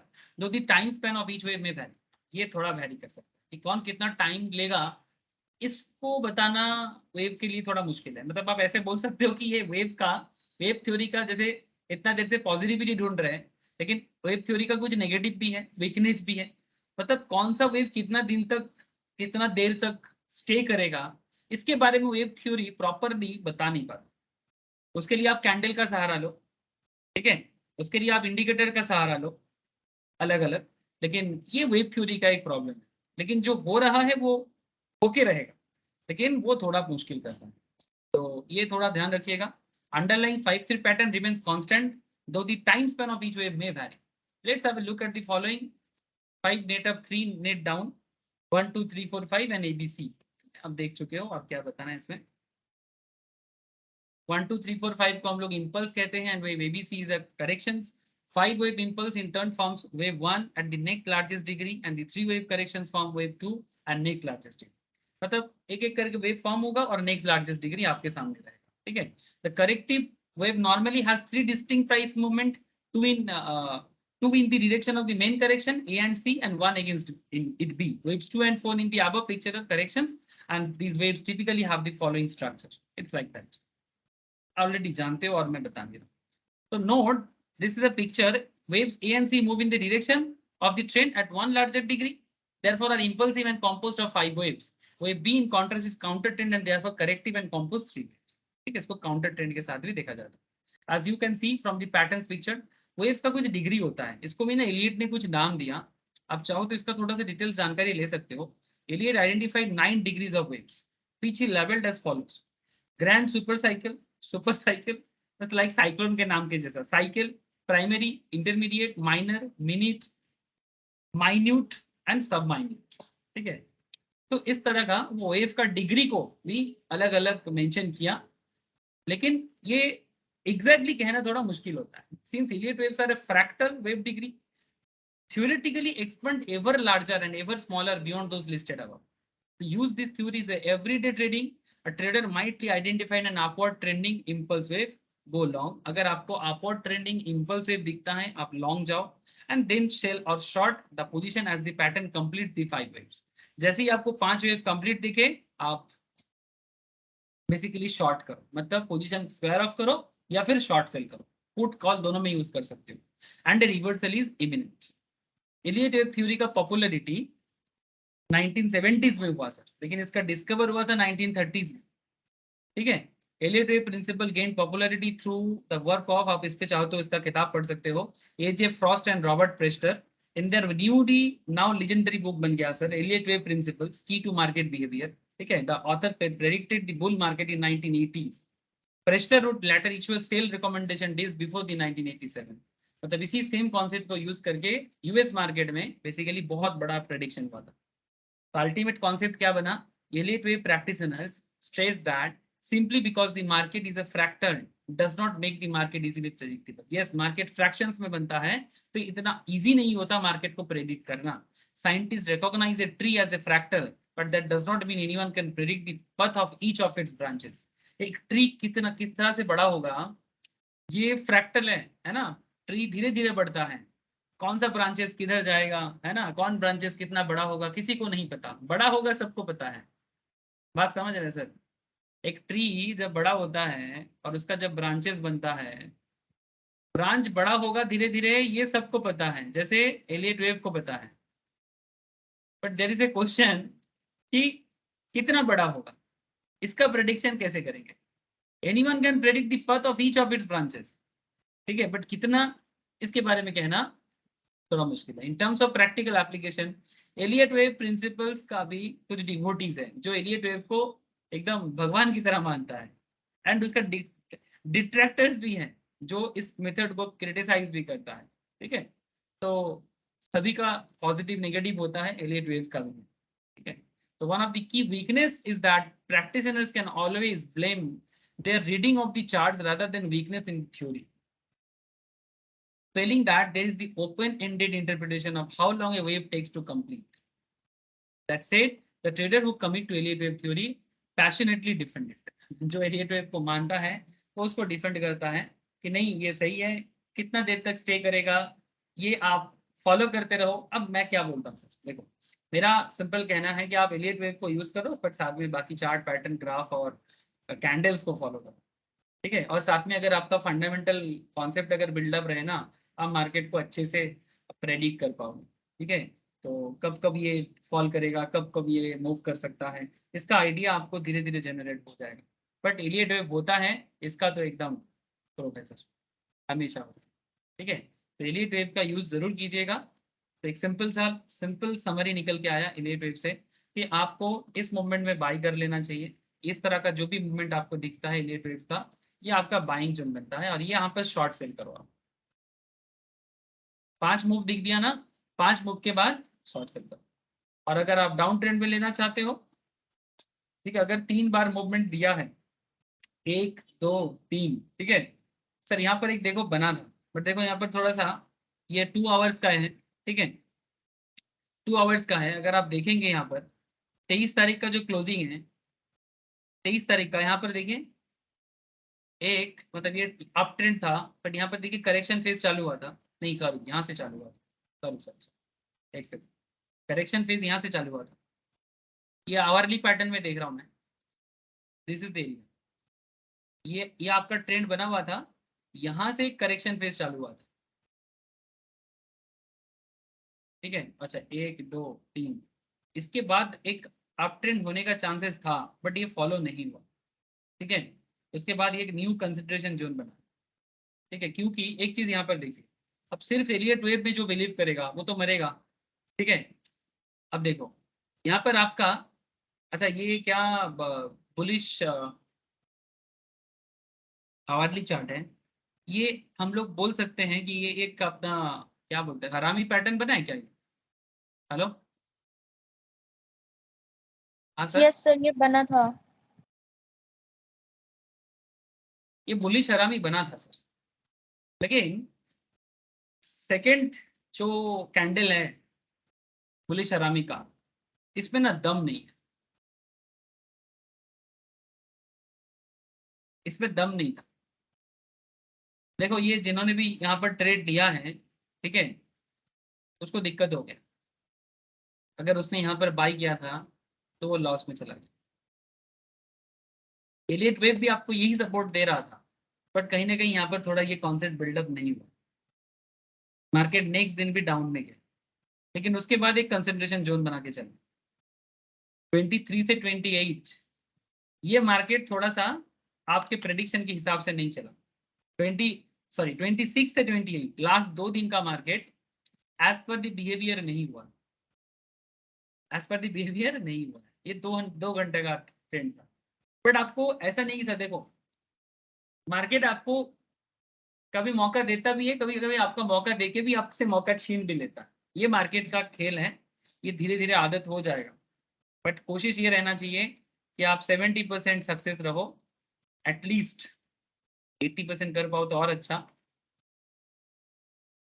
20 to 30% अगर आप फेलियर भी होते हो, इट्स ओके। हर फील्ड में होता है, ईच एंड एवरी फील्ड में होता है। हम लोग भी as a teacher every day class लेते हैं, रोज सोचते हैं कि आज बेस्ट परफॉर्म करेंगे। हमें भी पता चलता है कि आज का परफॉर्मेंस इतना अच्छा नहीं था। क्लास कंप्लीट होने के बाद ना फील होता है कि शायद आज कंसंट्रेशन लेवल अच्छा नहीं था, शायद आज क्वेश्चंस का जवाब ठीक से नहीं दे पाए। ठीक है, जब मैं क्रिकेट देखता हूँ, जब विराट कोहली का परफॉर्मेंस देखता हूँ या रोहित शर्मा का परफॉर्मेंस देखता हूँ, वो लोग भी रोज आके 100% देने का ही कोशिश करता है, बट रोज उतना सक्सेस नहीं होता। बट आपका एवरेज अगर सही रखना है तो आप इस तरह का फीलिंग कर सकते हो। तो एज ए ट्रेडर भी आपको ये फीलिंग करना चाहिए। यस सर, बोलिए। सर स्टैम्प डी के बहुत ज़्यादा खा रहा है, हाँ स्टैम्प डी के बहुत ज़्यादा खा रहा है। बैंक निफ्टी में कॉल लिए हैं, हाँ, पेपर ट्रेड लिए हैं। Paper trade. 1200 का प्रॉफिट दिखा रहा है, लेकिन पहले बहुत ज़्यादा दिखा रहा था। जैसे जैसे मार्केट अभी इसका डाउन जा रहा है, 38,46 है, जो स्पॉट प्राइस में अंडरलाइन प्राइस था उसके हिसाब से ऑलमोस्ट 20 पॉइंट नीचे हो गया। बहुत ज़्यादा टाइम पीरियड खा रहा ठीक है, थोड़ा है। समय एक्सपायरी दीजिए। 30 तारीख का एक्सपायरी लिए ना सर। चलो, थोड़ा समय दीजिए ना, धीरे धीरे देखिएगा, सक्सेसफुल ट्रेड जरूर बनेगा। पूरा हर एक क्लास को रिवाइज करते रहिए, ठीक है, नोट्स को देखते जाइए, कहाँ गड़बड़ हो रहा है ना, समय दीजिए खुद को, हड़बड़ मत कीजिए। एक एक छोटा सा सजेशन है सर, हड़बड़ी नहीं करना चाहिए, पेशेंस के साथ काम लेना चाहिए। पेशेंस का मतलब स्लॉथ नहीं सुन, पेशेंस और स्लॉथनेस अलग चीज होता है। पेशेंस एक चीज होता है, स्लॉथनेस मतलब मैं इसको, कोई कोई पेशेंस का मतलब ये नहीं कि आप बहुत ज्यादा ढीला हो जाओ, ठीक है। जैसे हाथी, हाथी आलसी नहीं होता है सर। हाथी देखने में मोटा है, उसका शरीर बड़ा है, बट वो आलसी नहीं है। कल हम लोग एक बहुत अच्छा चीज फ्यूचर एंड ऑप्शंस क्लास में पढ़ रहे थे कि eat like a Hahn and sit like a elephant. ठीक है, eat like a Hahn and sit like an elephant. ठीक है, हाथी की तरह वेट करो, पेशेंस रखो, और मुर्गी की तरह छोटा छोटा खाओ अगर ट्रेडर बनना है तो। ठीक है, इन्वेस्टर का कॉन्सेप्ट अलग होता है। जब फंडामेंटल पढ़ेंगे आपको इन्वेस्टर का मेंटेलिटी सिखाएंगे सर, कि एज एन इन्वेस्टर आपका क्या मेंटेलिटी बनना चाहिए। ठीक है, मैं दुर्गा पूजा के बाद फंडामेंटल एनालिसिस का क्लास स्टार्ट करने वाला हूँ। ठीक है, धीरे धीरे। ठीक है सर, आज मैं इतना ही रखता हूँ। नेक्स्ट क्लास में मैं आपको ग्रैंड फिनाले कराऊंगा। ठीक है, ग्रैंड फिनाले में मैं अभी तक हम लोगों ने जितना सारा पॉइंट पढ़ चुके हैं उस तो सारा लेट हो गया पॉइंट को। सर। हाँ हाँ, इलियट में तो और कुछ नहीं है, इलियट में बेसिकली यही सब चीजें होता है। ठीक है, इलियट इलियट इसी तरह से आपको बेसिकली इस इसको मूवमेंट को मतलब बताता है। चार्ट में, ट्रेडिंग व्यू चार्ट में ड्रॉ कैसे करेंगे सर? देखा है तो आपको, आपके सामने कितना अच्छा सारा वही इलियट है वेव ना, का था। हाँ, तो मतलब नहीं, इसमें बहुत सारा इलेट वेव का इंडिकेटर दिखा रहा हाँ, है। उसको बेसिकली कभी कभी कभी उसको बेसिकली 1 2 3 4 5 मोड में या एबीसी मोड में होते हैं, कभी XYZ भी दिखेगा, कभी W मोड में भी दिखेगा। आप उसको यूज करेंगे ना तो आपको धीरे धीरे ऑटोमेटिकली समझ में आ जाएगा। आप बेसिक चीज को यूज कीजिए ना पहले। ठीक है, पैटर्न बनाने में सॉफ्टवेयर को क्या है, वो हजारों पैटर्न बना देता है। ठीक है, बट आप जितना नॉर्मल चीज है उसको आप यूज कीजिए, आप इनफ होता है, इनफ इज इनफ। ठीक है, आप उसी को समझ के करेंगे ना, आप मार्केट के मूवमेंट को इजीली पकड़ पाएंगे। ठीक है, ठीक है सर, नेक्स्ट हम लोग फ्राइडे वाले क्लास में मिलते हैं टेक्निकल पे। कल करेंगे, कल फ्यूचर एंड ऑप्शंस करेंगे। ठीक है, इस वीक में क्लास होगा, नेक्स्ट वीक छुट्टी रहेगा। ठीक है, इस वीक में कब तक क्लास होगा? इस वीक में फ्राइडे तक तो क्लास हो ही रहा है। ठीक, ठीक है सर, चलो बाय। স্যার हाँ बोलता था।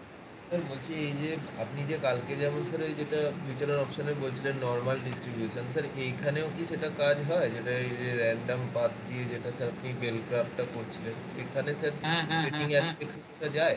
हाँ, মানে ऑब्वियसली नॉर्मल রেঞ্জ দিয়ে যে डिस्ट्रीब्यूशन होता ট্রেডিং है। हाँ রেঞ্জটা होता है, বলছিল मैं কথা। नॉर्मल नॉर्मल डिस्ट्रीब्यूशन का कॉन्सेप्ट बेसिकली जब तुम ट्रेडर बनते हो, ऑप्शन ट्रेडिंग करते हो, उसमें आप उसको यूज करते हो। इंट्राडे ट्रेडिंग में नॉर्मल डिस्ट्रीब्यूशन को यूज करना अ, थोड़ा सोचना पड़ेगा, बट ऑप्शन মানে ट्रेडर के স্যার लिए যদি थोड़ा। ট্রেড রেঞ্জটা যদি কেউ দেখতে যায় যে এত দিনের মধ্যে কি রকম রেঞ্জ ছিল সেই হিসেবে हाँ আজকের हाँ हाँ ট্রেডটা हाँ, यस यस, 68% मतलब चांसेस कितना है, यस, चांसेस कितना है। হ্যাঁ স্যার, হ্যাঁ ठीक है, হ্যাঁ, প্রবাবিলিটি স্যার। यस यस, देख सकते हो, देख सकते हो बिल्कुल। एक्चुअली देखो, टेक्निकल एंड जब कोई ऑप्शन ट्रेडर बनता है वो भी टेक्निकल को ही यूज करता है, ठीक है। अब टेक्निकल के साथ जोड़ के आप या तो इंट्राडे ट्रेडर बनो, जहां पर आपको फ्यूचर एंड ऑप्शंस का कोई जरूरत नहीं है, आप स्पॉट मार्केट में खेलोगे, ठीक है। और जब आप फ्यूचर एंड ऑप्शंस मार्केट में खेलते हो, सेम ट्रेड आप थोड़ा सस्ता में ले सकते हो, है ना, लेकिन वहां पर रिस्क हाई होता है ना, वहां पर आपको रिस्क हाई होता है और कुछ नहीं, है ना। जैसे अगर किसी को एचडीएफसी में ट्रेड लेना है, अगर वो फ्यूचर एंड ऑप्शंस में लेना चाहेगा, तो उसको थोड़ा सा क्या हो जाएगा, फ्यूचर एंड ऑप्शंस में लेना है तो वो मार्जिन में खेलेगा, और अगर वो इंट्राडे में खेलेगा तो पूरा अमाउंट से खेलना पड़ेगा, ठीक है। इट्स लाइक दिस, और कुछ नहीं, और कुछ नहीं, ठीक है। मैं नेक्स्ट ग्रैंड फिनाले में ना आप लोगों को सर एएमओ ऑर्डर क्या होता है सर? आफ्टर मार्केट, मतलब जब मार्केट क्लोज हो जाता है, आप ऑर्डर मतलब जैसे मानो शाम तक अगर आप कुछ करना चाहते हो, ठीक है, तो ये देखिए after market order for the next day, मतलब आप अभी से करके रख सकते हो, तो आप नेक्स्ट दिन सुबह आप अगर समय ना भी दे पाते हो तो मार्केट इसको एग्जीक्यूट कर दे। স্যার আফটার মার্কেট ওরা তো 3:30 পরে অ্যাক্টিভেট হয় আর हाँ हाँ, সকালবেলা 9টা सकाल वाला 8:30 পর্যন্ত। 8:30 क्या सुबह फायदा से है सर इसका ऑर्डर लगाने का? एएमओ में, हाँ, खरीदते हैं। फायदा क्या है, मतलब इसका फायदा एडवांटेज ये क्या है है? कि आप पहले से थोड़ा सा प्रेडिक्ट कर सकते हो, मतलब अगर आपको इन्वेस्ट वगैरह करना है या ट्रेडिंग भी करना है, आप पहले से प्रेडिक्ट करके रख सकते हो, अगर मार्केट में हीट होता है तो एग्जीक्यूट होगा, अगर हीट नहीं होता है तो फिर एग्जीक्यूट नहीं होगा। तो अभी तो मेरे को लग रहा है ये टाइम इन्वर्जन साइकिल का प्रोजेक्ट चालू कर रहा है, इसमें प्रोडिक्शन करना बहुत मतलब ठीक नहीं है। आज ही लो आज ही बिक्री करो। अरे ठीक है, इतना हड़बड़ी से ना डिसीजन नहीं, अभी गलती होगा, ठीक है, अभी गलती होगा, जब जब गलती होगा अपने आप को रिवाइज करो, ठीक है, क्या कमी रह गई देखो, उसे सुधार करो। सुनने में थोड़ा अजीब लगता है बट ये हार्डकोर ट्रूथ है, ठीक है। अभी देखिए सर, ये डबल बॉटम डबल टॉप बनाया है और उसका नेकलाइन सर एग्जैक्टली 17,200 पे है। नेकलाइन देख रहे सर, 17,200 पे नेकलाइन है। ये और वाला, ये अभी हाँ, और नीचे सर, हाँ हाँ हाँ हाँ, नीचे नीचे 17,200 पे इसका नेकलाइन है, नेकलाइन तो तोड़ दिया। तो ये हम कल फिबोनाची लगाए थे सर, 1600 400 का लेवल दिखा रहा था मैक्सिमम, वहाँ से वो ऊपर जा सकता, नहीं तो और नीचे जाएगा। कैंडल्स का भी कंफर्मेशन, 4 चेकलिस्ट पड़ा था, याद है ना, हाँ छह हाँ 6 चेकलिस्ट, जब सारा चीज आपको मैच करे ना तभी आपको मूव करना चाहिए सर, ये बात को भूलिए मत, ठीक है, इस बात को भूलिए मत। क्या होता है ना, देखिए चेकलिस्ट मत भूलना सर, चेकलिस्ट में हम लोग 6 चेकलिस्ट के बारे में बात करते हैं ऑलवेज, ठीक है, देयर आर 6 चेकलिस्ट पॉइंट्स, ठीक है। आपको ये ग्रैंड चेकलिस्ट ऑलवेज यूज करना चाहिए। Stock should form recognisable candlesticks, support resistance should confirm to the trend, stop loss price should be around support और रेजिस्टेंस, अगर लॉन्ग ट्रेड लेना है low of the pattern should be around the support, अगर short trade लेना है high of the pattern should be around the resistance, volume should confirm last 10 दिन के average में या 1 हफ्ते के एवरेज में हाईएस्ट होना चाहिए, ठीक है, चाहे वो मतलब जो भी एवरेज हो, बाइंग सेलिंग मिला के एवरेज दिखाता है वॉल्यूम एवरेज।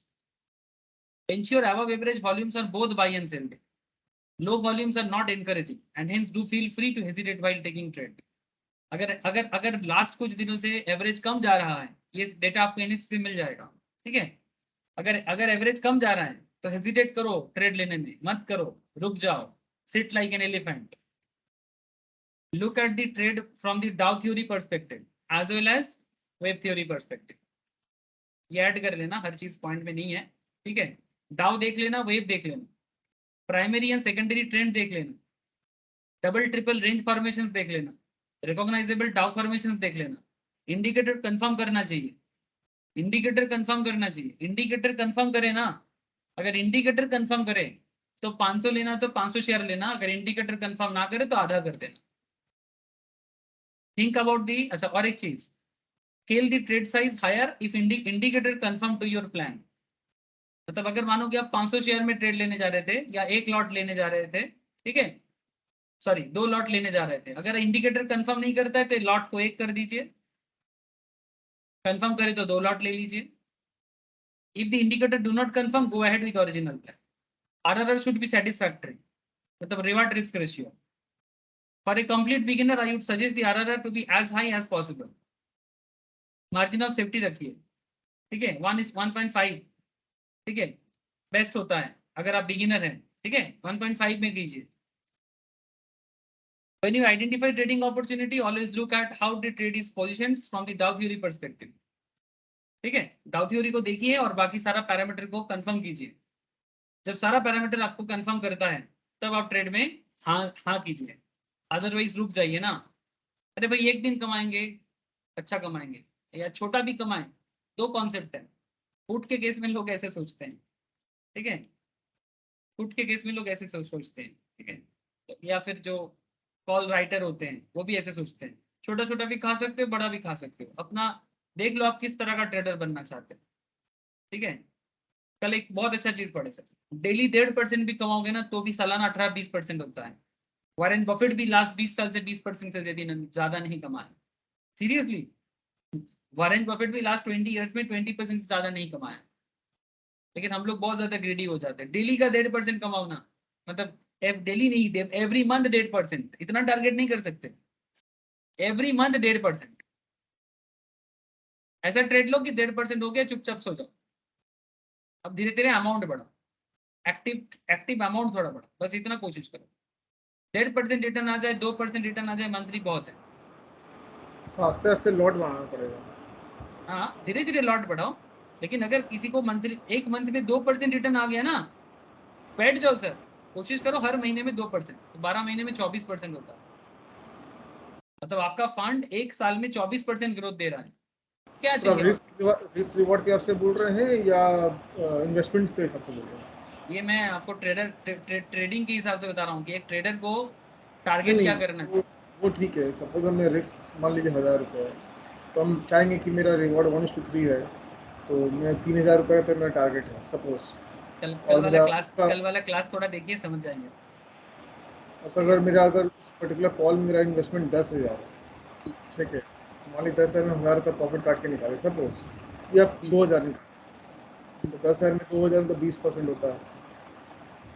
हाँ मतलब अगर आपको हो जाता है ना, मैं परसेंटेज भी बता रहा हूँ कि अगर आपने 10,000 में 2,000 कमा लिया, ठीक है, बस छोड़ दीजिए, इस मंथ पे आप ट्रेड ही मत लीजिए। हाँ मजाक नहीं कर रहा सर, एक बार हाँ, खेलो, अच्छा खेलो। क्यों? देखो सर, अगर आप क्या बोला मैं आपको, आप किसी बैंक में पैसा रख के, किसी पोस्ट ऑफिस में पैसा रख के 20-25% कमा सकते हो? नहीं ना, 6 to 7%। हार्डली। ठीक है, तो क्या है, हाँ अगर कोई बोलेगा ठीक है मैं डेली ट्रेडर बन रहा हूँ, ठीक है, वो अलग बात। तो ठीक है, आप 25% से खुश नहीं हो, आप 30% से खुश हो, ठीक है, आप 30% से कमाओ। बट फिर भी मतलब मेरे हिसाब से अगर एक महीने में 1-2 हज़ार आ गया ना, 10,000 लगा के बैठ जाओ। ठीक है, बैठ जाओ, आप नेक्स्ट मंथ में देखेंगे जो होगा, नेक्स्ट मंथ में ट्रेड लेंगे। अरे भाई ऐसे इस तरह से अपने आप को परफेक्ट बनाओ, धीरे धीरे अपने आप को बिल्ड करो, चेकलिस्ट फॉलो करो, ठीक है। फ्यूचर एंड ऑप्शंस का जो कॉन्सेप्ट है उसको थोड़ा अलग से जानो, ठीक है, वो थोड़ा आपको अलग लेवल में लेके जाता है। डेली ट्रेडिंग के लिए बेसिक्स फॉलो करो ना, काफी है, काफी है सर, कोई हार्ड साइंस नहीं है। स्टॉक मार्केट में कोई बहुत बड़ा चीज नहीं है, बस अपने आप को ना थोड़ा पेशेंसफुली यूज करना। गलती होगा, गलती होगा, बट वही बार बार बोल रहा हूँ, क्या कमी रह गई देखो, बेसिक्स सीखने में, क्या बेसिक्स पढ़ने में, क्या रिवाइज करने में, क्या बेसिक्स भूल रहे हैं? अगर बेसिक्स भूल जाएंगे गलती हो जाएगी, ठीक है। विराट कोहली राहुल द्रविड़ के पास बैटिंग सीखने नहीं जाएगा सर, उसको जो आता है ना अपने से ही आता है। लेकिन अगर विराट कोहली बेसिक्स में गलती करेगा तो राहुल द्रविड़ उसको सुधार देगा। वो बैट नहीं सिखाएगा उसको कि बैट कैसे करना है, वो विराट कोहली को आता है। लेकिन कहाँ गड़बड़ कर रहा है, कौन सा बॉल में खेलना चाहिए और कौन सा बॉल को छोड़ना चाहिए, वो उसमें गड़बड़ कर रहा है। जस्ट लाइक ए ट्रेडर, कि कब खेलना चाहिए और कब नहीं खेलना चाहिए, इस बात को अगर ट्रेडर नहीं समझता है तो वो अपना पैसा डुबा देगा और फिर बोलेगा कि मार्केट खराब है, मार्केट गंदा है। कोई गंदा नहीं है, हम खुद अपने आप को संभाल नहीं पाते और फिर दूसरे को दोष देते हैं, ठीक है। विराट कोहली भी जो रन नहीं मिल रहा था, हर बॉलर को बच्चा समझ रहा था, हर बॉल में छक्का लगाएगा, हर बॉल में 4 लगाएगा, मजाक चल रहा है क्या? हाँ, बॉलर यहाँ पर आपको, मतलब बॉलर में दम नहीं है, मार्केट में दम नहीं है, मार्केट आपको चैलेंज देगा। बट आप देखो ना कि आप एक बार जीतते हो, जीते हो रह जाओ बस। धीरे धीरे अपना प्रैक्टिस के साथ साथ रिस्क बढ़ाओ, धीरे धीरे, हड़बड़ी से नहीं। ठीक है सर, आज इतना ही है, नेक्स्ट क्लास में बात करते हैं, क्लास एंड टैक्स का। রাখছি স্যার। ওকে স্যার, ठीक है, টাটা। बाय। Okay sir.